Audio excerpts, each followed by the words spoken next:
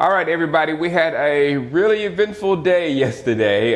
First of all, Stephen Paya, who I really like, retired, and that's gonna hurt us because I think I showed you the strength that he has and how he collapses the pocket, how he's an unstoppable force coming in there. So we're gonna have to go. Hopefully, we can go with Lewis Neal. Lewis Neal was one of my preseason favorites, which is not, I got a list of my preseason favorites right here that are not living up to what I thought they were going to live up to or whatnot.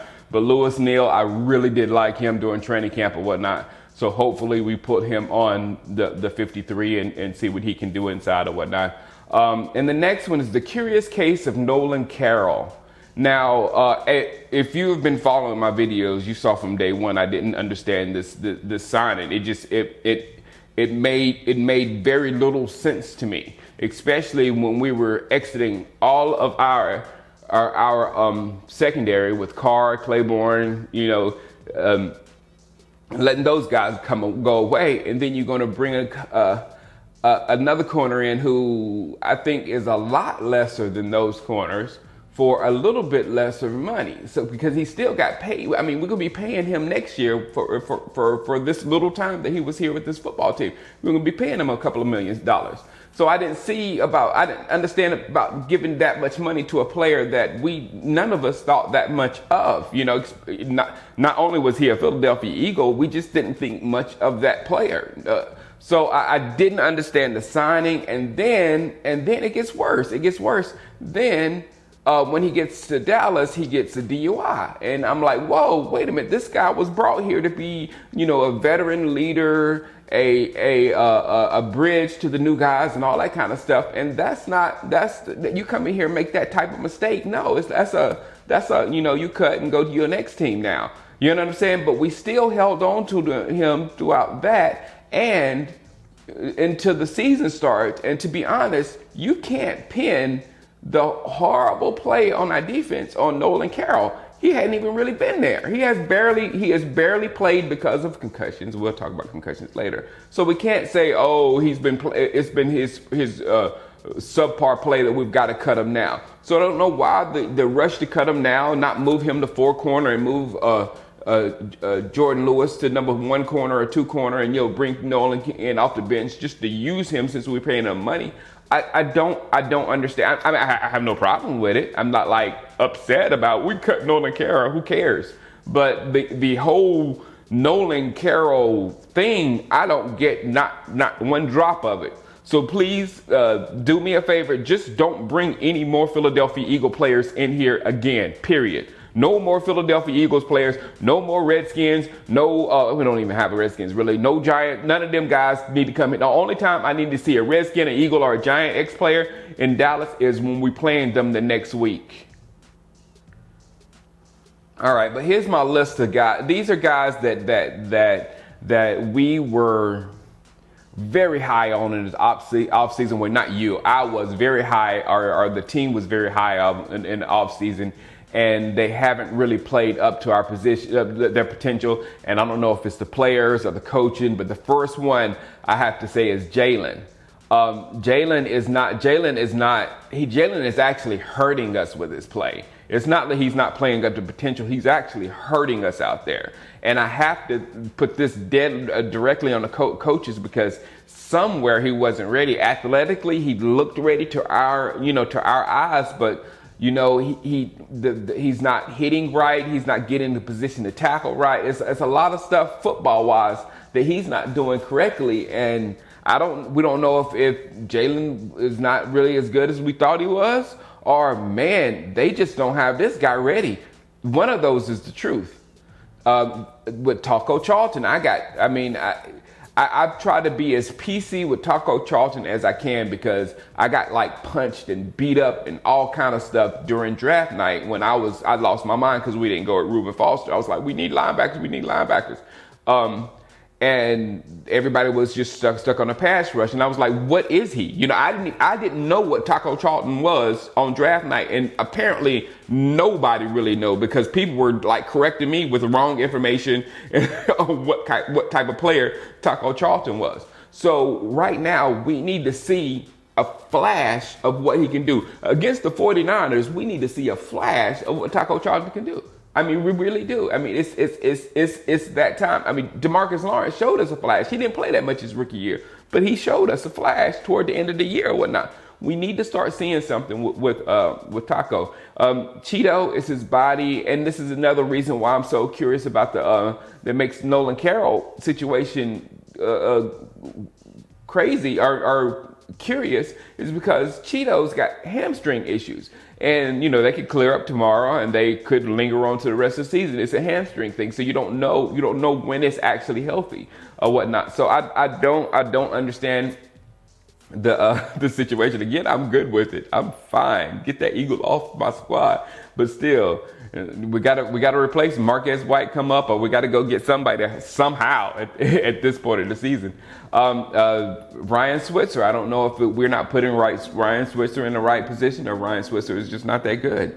I mean, it's just that's another situation where a player where I was extremely hype on, Jalen, Taco, Cheeto, Switzer, 4 in a row that are not playing nearly up to their potential.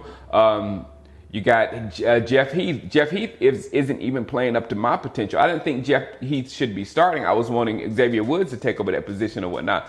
But Heath is not really playing up to where I thought Heath should be playing. He had a decent game last week, but if you put the whole beginning of the season together, it's not that good for Heath. The Rico thing, I don't get, especially when you're seeing like Sammy Watkins get a concussion and come back the next week and play against us. You see Devontae Adams get just literally killed, and then the next week he plays and scores a winning touchdown against us. You're seeing that happen with people in concussion, but Rico, whose hit didn't look nearly as bad as them those other two, and Rico, we're still waiting to see him, and we probably could use him.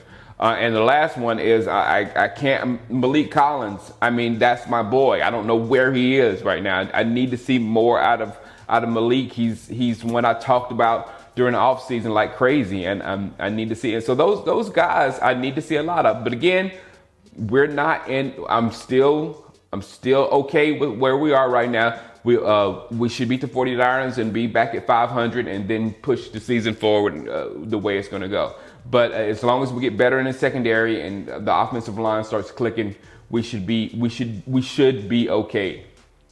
Now the bright spots on defense, of course, number one is Jordan Lewis. I mean, Jordan Lewis has played. I mean, he's been that which we thought he was and a little bit more. Even though he got that touchdown scored, and he's 5'10" versus 6'2".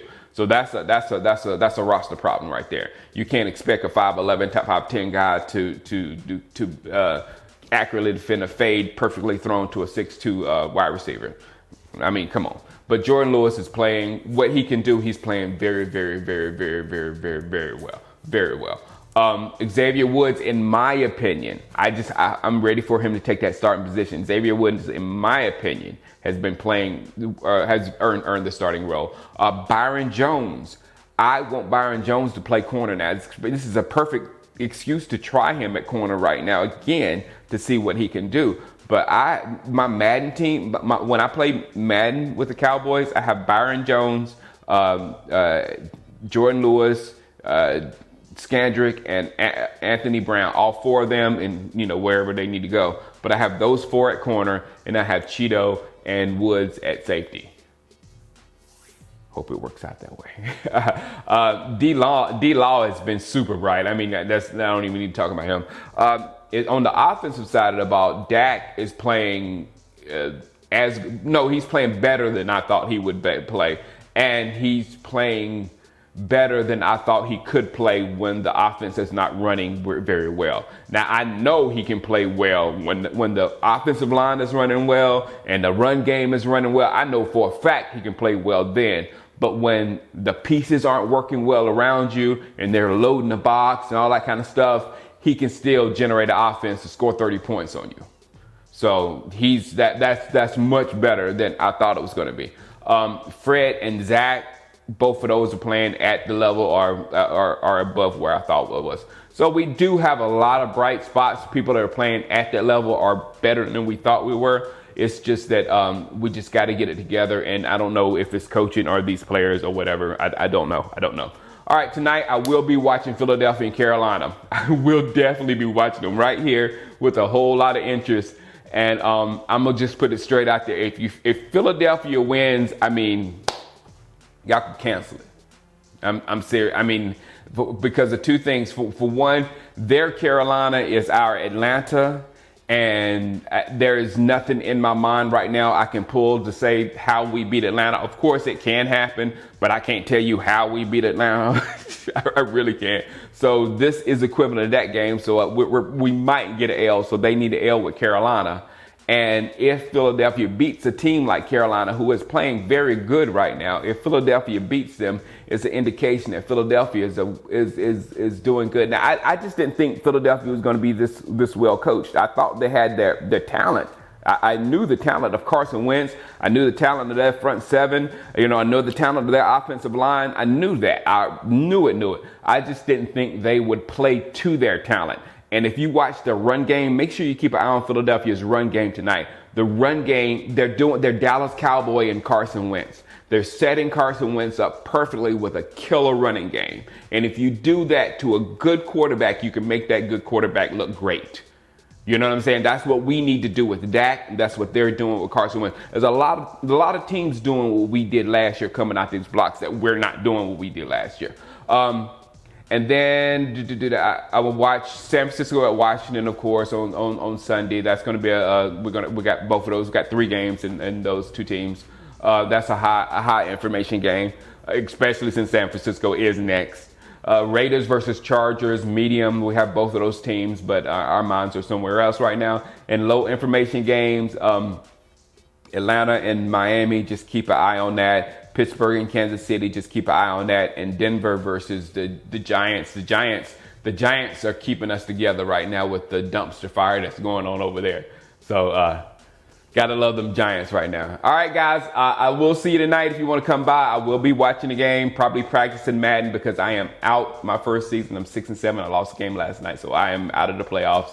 First time I think ever I've been out of the playoffs first season, but it's been a crazy beginning of the season, man. There's a lot going on. There's just a lot going on. All right, I'll let you. Peace.